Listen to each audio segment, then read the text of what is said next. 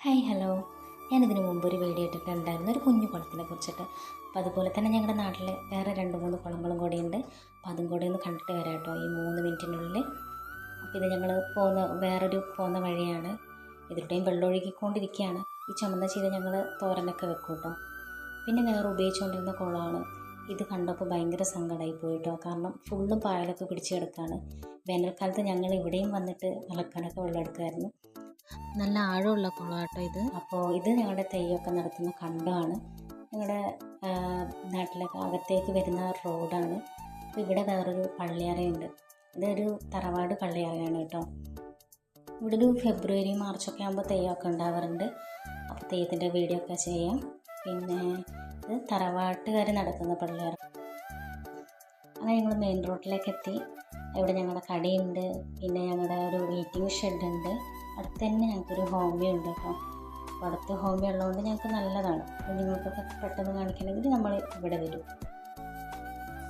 ഇനി നമ്മൾ പോകുന്നത് നമ്മൾ മുമ്പ് ഉപയോഗിച്ചുകൊണ്ടിരുന്ന ഒരു കുളം കാണാനും പിന്നെ ഒരു തോട് കാണാനാണ്.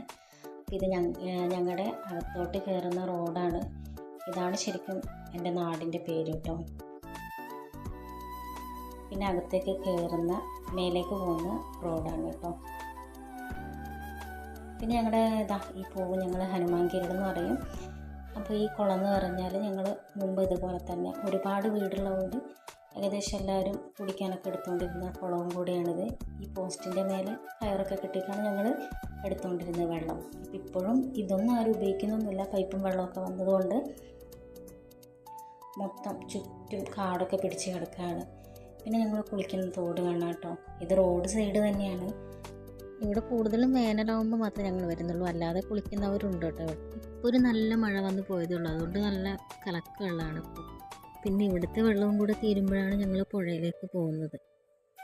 ഞങ്ങൾ കുറച്ച് റോഡിലേക്ക് കയറിയപ്പോൾ സൈഡിലിങ്ങനെ ചേമ്പിലൊക്കെ വെള്ളം വീണ് കിടക്കുന്ന മഴക്കാലത്തൊക്കെ ഇതൊക്കെ കാണാൻ നല്ല ഭംഗിയാണല്ലോ.